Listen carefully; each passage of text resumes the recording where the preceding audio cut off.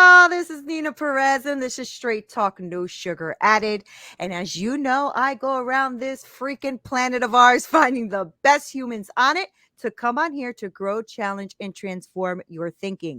I love speaking about things that I know are going to change and transform the way you see everything, whether it's in leadership and entrepreneurship and life in general. And I found someone for you. I found someone. Her name is Jeannie Moravits Smith. She creates breakthrough experiences from the inside out, allowing her clients to create an extremely healthy relationship with themselves and others. Super important. And she has already helped thousands of leaders learn how to take charge of their catabolic thoughts and feelings that control their mind, and how to use the anabolic energy to act and embrace change. And as you guys know, we love talking energy and leadership and business. So this is going to be a lot of fun, Jeannie. A lot of fun. Welcome to Straight Talk. Thank you for being here. Oh, thank you, Neena. It's my honor to be here. What a pleasure. Thank you. So much fun. So we're going to dig all into everything that you're an expert at. So before we get into all that, let's get to know you a little bit, Jeannie. Who are you? Who is Jeannie? So you get the short and or the long or whatever I feel like. Whatever you feel like throwing at us. How I am. So I grew up in Los Angeles. I didn't travel very far. When I ended up doing my undergrad here in San Diego, and then finished grad school down here as well in Orange County. So I've stayed Southern Cal. I know you're in New York, so we're on quite opposite spectrums of the U.S. But I have spent the last 30 years doing human-centric work and anything related to business that has to do with other humans. So that's pretty much any aspect of an organization, because you have somebody running it in some form or another. Yeah. So I work with leaders at all levels. So it could be an emerging leader, a CEO, the entire executive team, or even individuals who are leaders of their own life. And helping them really be their accountability buddy to make the changes that they've always desired. So it can be anything from they want to switch careers, they want to be promoted, they no longer want to be in a role that they manage when they finally realize that they've been promoted all these years and they don't love it. So I help people find their passion, for example, and help the organizations create different paths for people who want to be independent contributors and not necessarily people managers. And so that's an option too. I mentioned decades, years and years and years, over 30 years I've been in human resources, and I started my own business in 2005. So we're pushing almost 20 years doing my own gig out of those 30. And it's been very rewarding to be able to come in, share my knowledge, skills, and abilities about human in the workplace, and learn how people, when they understand what ticks them off and what makes them tick, is really when they shine. That's so good. And I know we're going to have a great conversation because you're in it. So you realize the shift, right? In difference of the workforce nowadays and how things are just looking different, feeling different when it comes to managing people, right? Yes. So there's a big shift upon us, right? So tell me about what I love in what you were introducing yourself and what you do. You said even people who are leaders in their lives. I love that. So I need to ask about that. What do you mean by that? Break that down. So a lot of people, when I explain, oh, I'm a certified leadership coach, or I've worked with leaders for decades, or 1,000 leaders, they're like, oh, well, you can't necessarily help me because, I manage the soccer team and I run the PTA meeting at the school, and my family of 8. Well, you know what? You are a leader. You are a leader. And every single individual on this planet leads themselves and the life that they want. And I help them navigate that, the obstacles. And there's a lot of them. There's a lot of obstacles. So you don't necessarily have to be a CEO or a director in a corporate office, a corporate organization, to be a leader. I think Yeah. every single one of us is a leader of our own life. And when we realize that, you can take charge. This is where I know you're gonna ask me about this, taking charge of the thoughts and feelings in your mind, because Yes. you lead it. The Yes. choice is yours. And that's I really love how that. I help people. I recently this year became a certified confidence coach. And Mm. just to have some more tools in my toolbox, and to be able to help people, because I really started noticing that a lot of people are lacking confidence and self-esteem.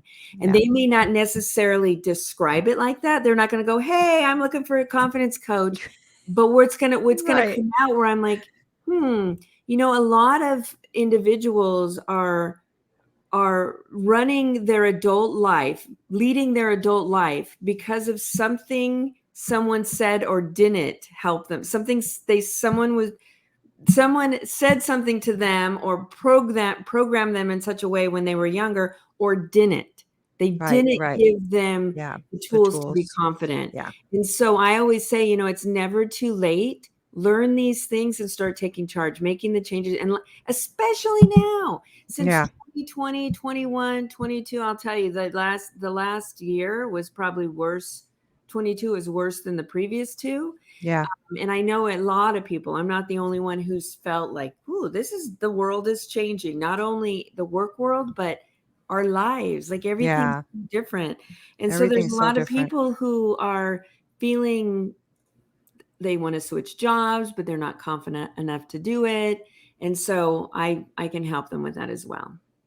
That's great. And I'm really glad that you broke that down, because I think even just knowing that piece about you're a leader in your life shifts you a little bit too in your mindset.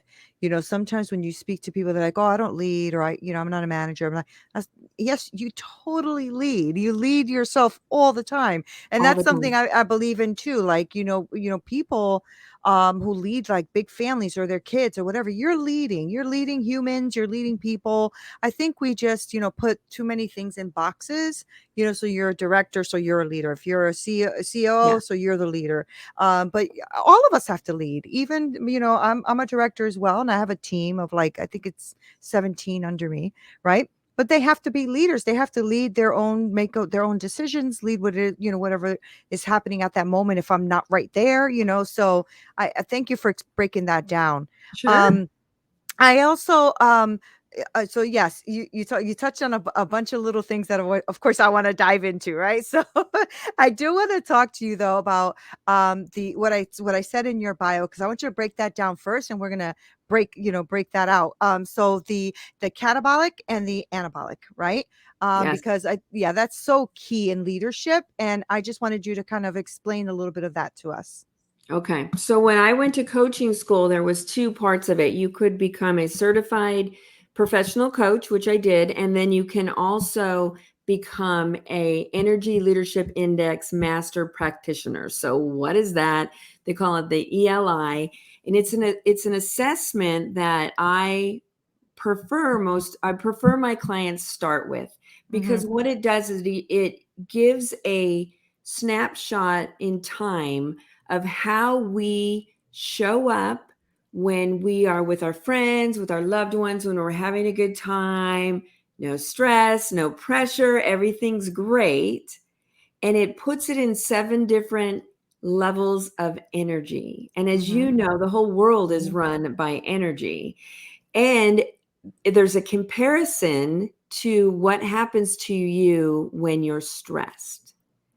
And the Right. results of this assessment, I can help clients realize what triggers show up for them and what triggers the stress. So it could be Hmm. something like, I'll give my example, what I learned through that process. I had to be debriefed by five different people on the same assessment. So boy, did I get to know myself.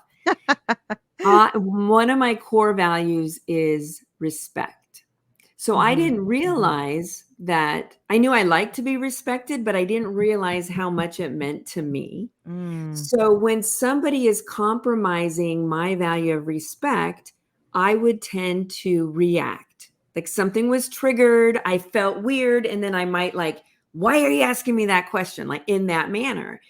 But when I was able to understand my core values, what's happening to me, what am I feeling, how am I going to now take that energy, emotions, it comes into the front of your brain. What am I going to do with it? Or it comes into your brain. Am I going to push it to forward and respond in a way that I won't regret?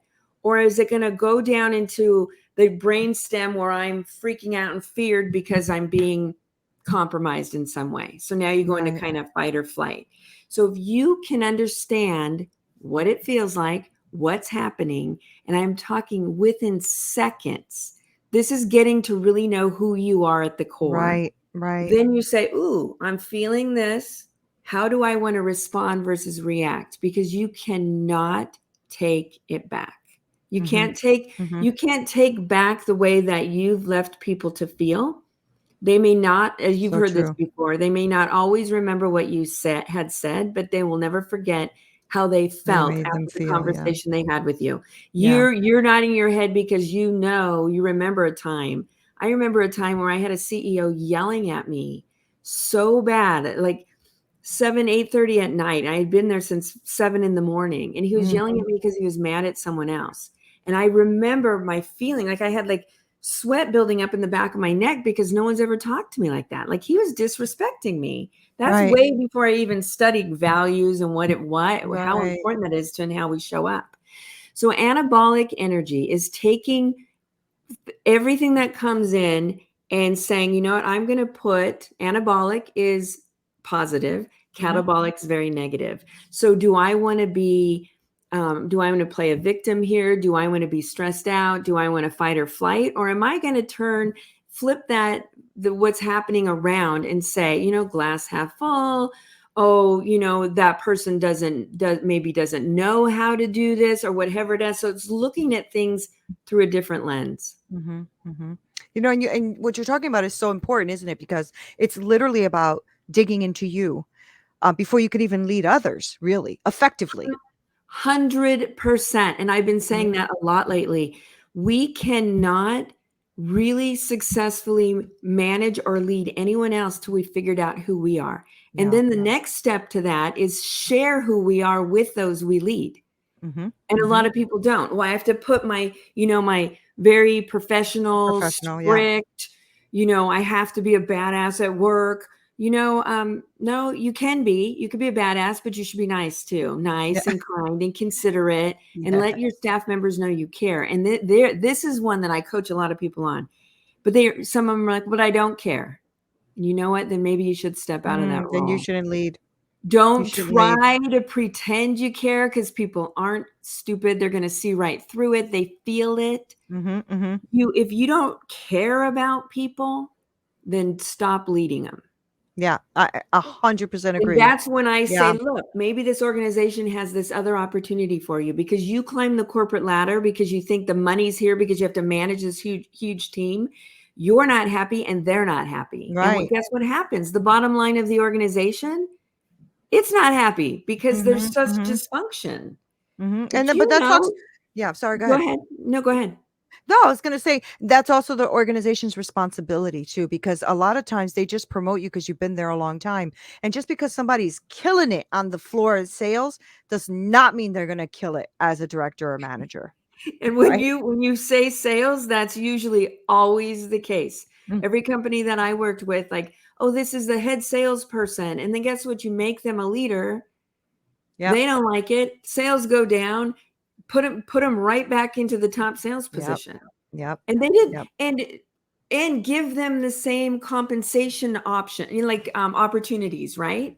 So because you need independent contributors too. Not everybody needs to lead people. Right. And you know what though, Jeannie? They're not putting up with that crap no more either. Nowadays, what? This workforce is different. Okay. I love it. I love this new workforce. I call them the newbies. And I say this all the time. I don't think that's offensive to call them a newbie because the opposite is an oldie, and that would be me. Right. So I think I love the newbies coming into the work world because one, they don't take the crap. They No. actually want to be seen as a whole. So they don't want this work life, personal life separation. They want to Mhm. show up whole. So if you Mhm. don't like me for who I am or whatever I got on my skin or whatever I got going on, then this isn't the place for me. No, and they're out. And they're out. They're They're like, peace choosing. out, I'm right? out of Like, here. I am out. And So what are true. they're calling it, like ghosting. And I Yeah. mean, Yeah. just like they're vanishing. And So what's happening unbelievable. right Yeah. now is people are staying on board, collecting a paycheck and doing Yeah. nothing, like in Yeah. big organizations, because they're so not interested. You know Yeah. why? Because their values were compromised. Right. And they may Right. not even know what the values were. Right. But there's something didn't feel right. It wasn't a mutual relationship. And that's what's Yeah. so important for leaders to get to know their staff. And I Mhm. mentioned it earlier. Leaders, if you don't know what ticks your staff off and what makes them tick, that's where you need to start. And Yeah. the only way to do it is to ask empowering questions, Mhm. Mhm. open-ended questions that they can't say yes or no to. They have to, Mhm. but you have to care to do this. So it Yeah. all comes back to Yeah. that. Yeah, and it is, and I definitely believe that because you're a leader, director, CEO, whatever, C-suite, whatever, it is your responsibility to kind of take the lead on that. And it's also the responsibility of the employee too, because Yeah. they need to do their homework. If they're going to work for an organization, does their values line up with yours? And if it doesn't, don't even apply. It's like, because that's the other thing too, right? You see, the most people, maybe not, maybe nowadays, I'm not sure because I haven't looked for a job in like almost 10 years, so I don't know. But um, you know, I would think that most people look at the salary first, right? And then the job description, and then maybe, the values. Sometimes we wait till the values until last because we're looking at the paycheck and the position. Right. So there has to be a better way, a strategic way to do that so that we can get the workforce back where we want them to be aligned with the company, but also for the company to thrive. Right. Because the company's there to employ people. Right. So, I mean, it could be a win win if you allow it to be a win win. Yeah. Right. Yeah. Yeah. Back in you working in this workforce nowadays, like say that you were the one working in the workforce nowadays, that CEO would have yelled at you. That would not have happened. You would have been like, who are you talking? What? And Out of here. so I was never the typical employee or the typical HR person. I always had that. You're just not like the rest. And I'm like, I'm going to Right. take that as a compliment.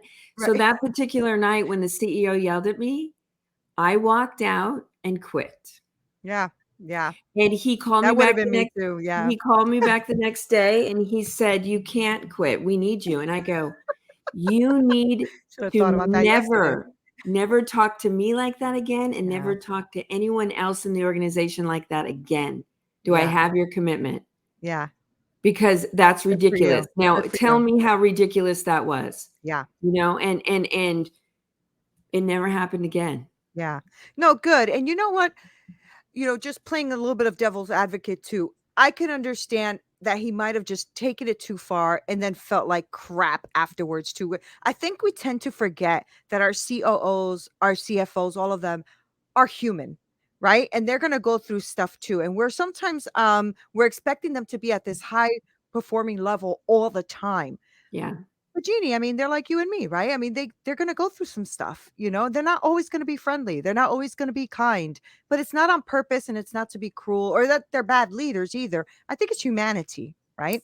Now, if you're always doing it, that's a problem. But yeah, what were you gonna say? Yeah, but you also have to be really careful, Yeah, especially in those 100%. executive roles. If Yeah, you are creating a hostile work environment, it's going to cost you a lot of 100%. money.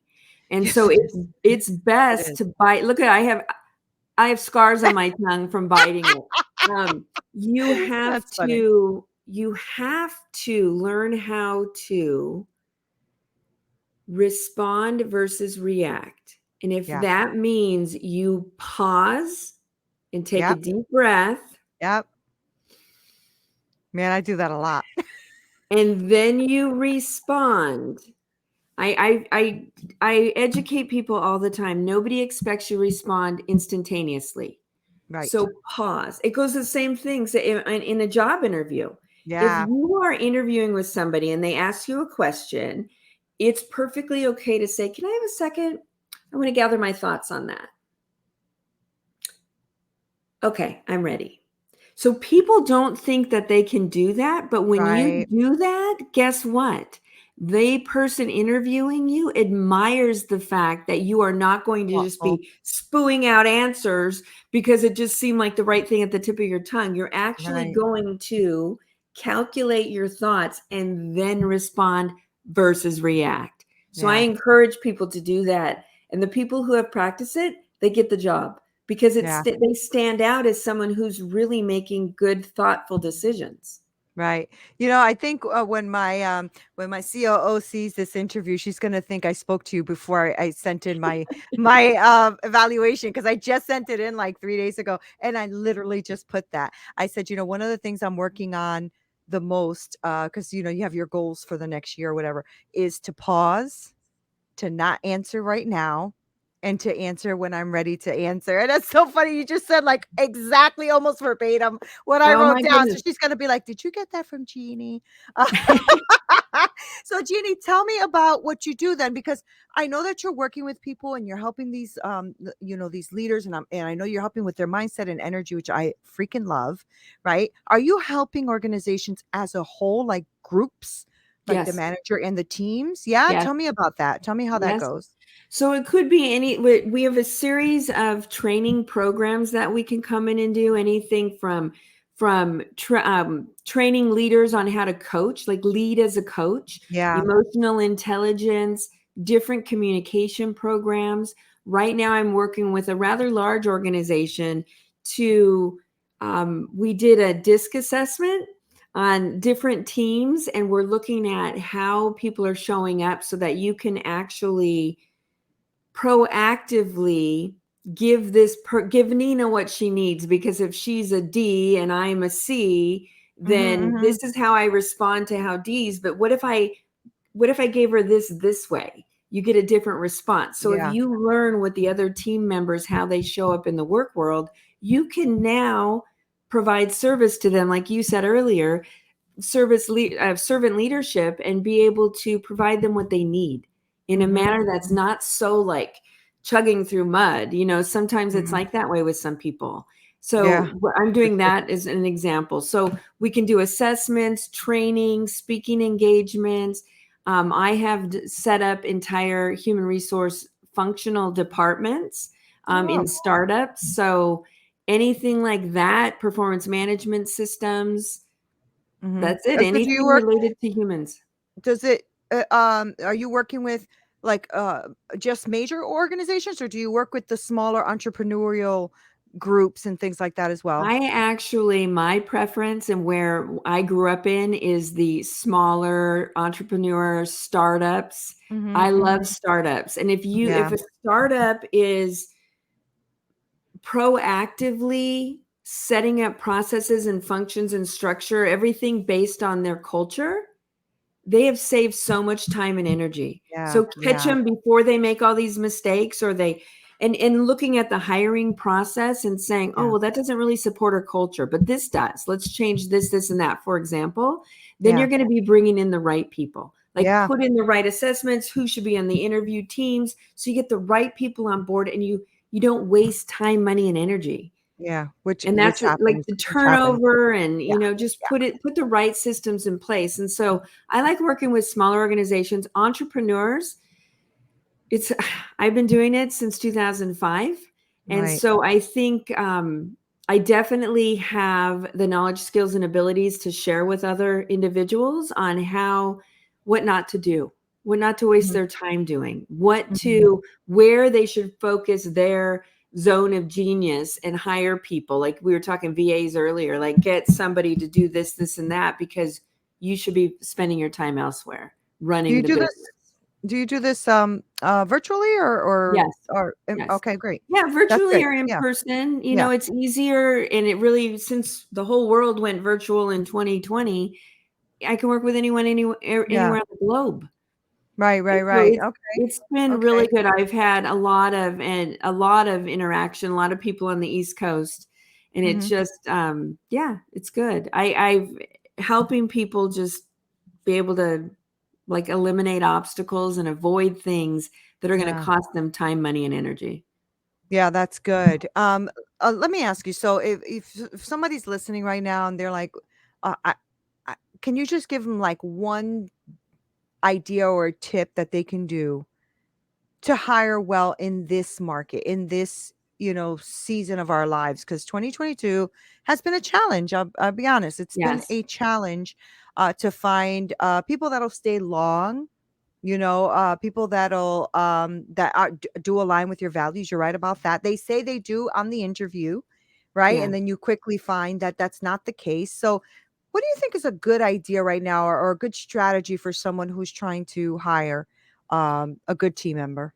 So I know I they're love all what different, but you just said, like you have to paint a very, very, very accurate picture of the culture of the organization. yeah, yeah, And what is it really like? And it's not all rainbow and sunshine. right, Some every fourth Friday, we work 20 hours. Like, just right, lay it out there. Like, the right. reality is this. And on the end of the quarter, we're all batshit crazy running around. Can you handle it? Like, paint an accurate picture Oh my God, so I that there's agree. no surprises.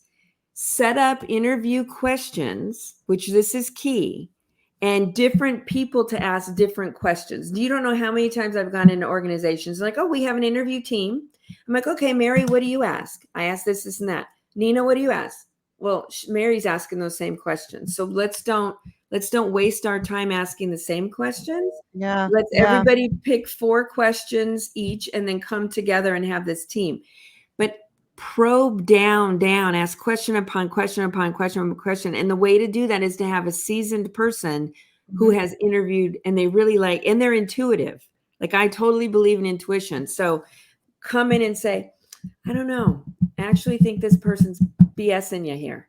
Like, yeah, they can play a yeah, mean game on the interview process, but they don't know S about S right here, right? So yeah, you yeah, need somebody who's a very skilled interviewer to determine if they're a good fit. There's yeah. assessments we can That's so do. good. That's key if they're being honest on Yeah, the assessment.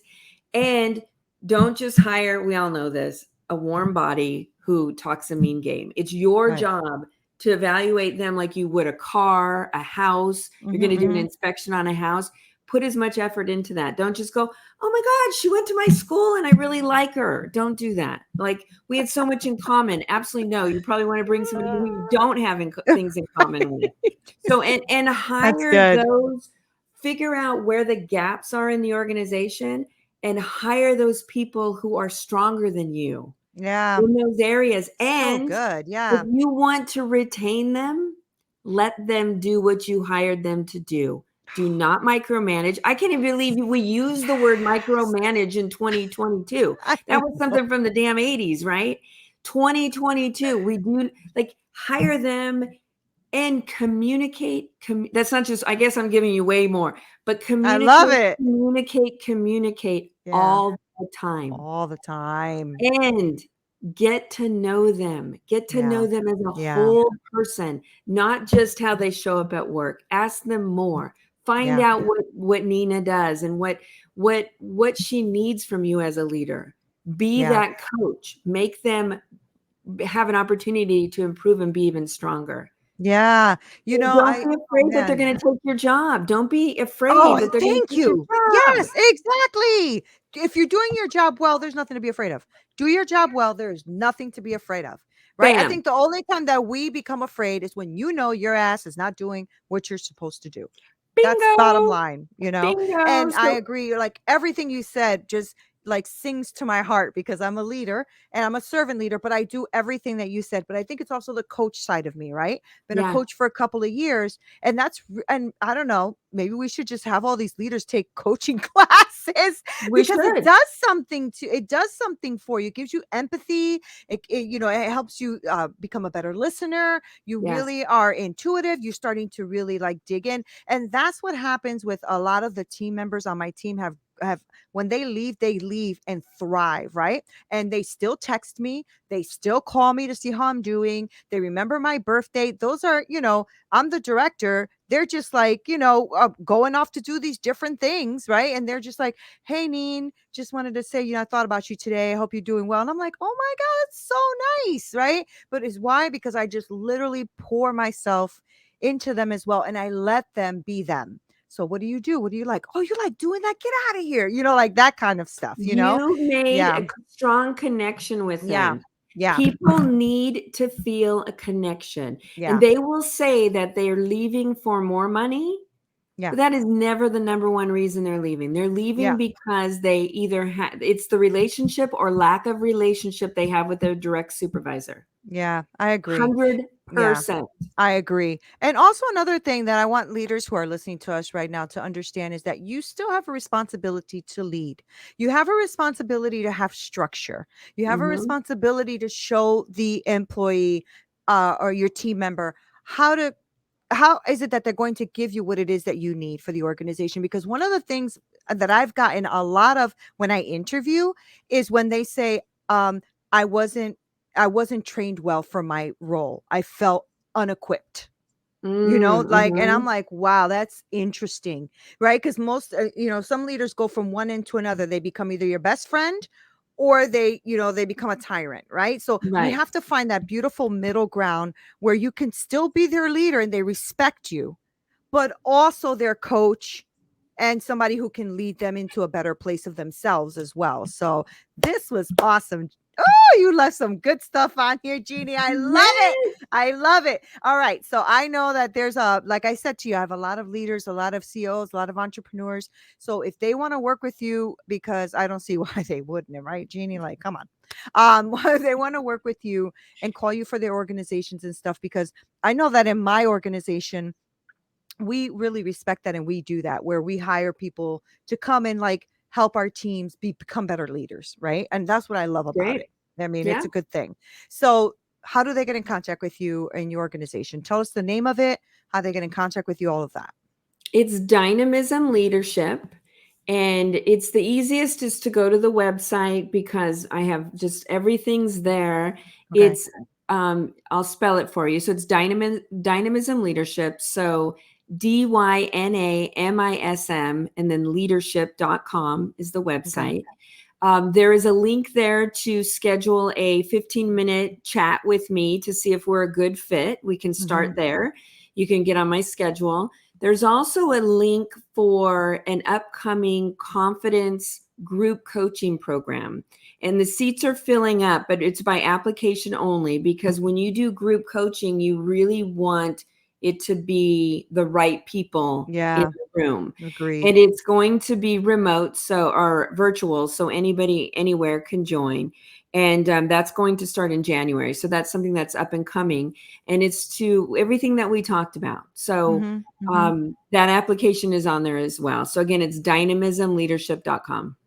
I love that. And so for those who are listening, Jeannie, is it individuals as well as organizations and companies, everything, right? Yes, Okay. absolutely. So the group program is designed for individuals, but if there was a team of, a sales team, a marketing team, a software development team that they and any organization wanted the entire team to go through, like I'm doing with an organization right now, that's fine too. So have the Okay, leader, the great. manager reach out to me, and absolutely, we can make that happen. I love it. I love it. Thank you so much, Jeannie. See, Thank I'm a you, leader, so Nina. I love I love this kind of conversation because I know that it can bring change, right? So thank you so much for coming on here and sharing all that wisdom with us. I appreciate it. Thank you. Oh, thank you. It was Thank so you. fun. I can't believe the talk went so quick. I know, I know, right? It's so fun. But thank you for being here. And guys, thank you so much for listening.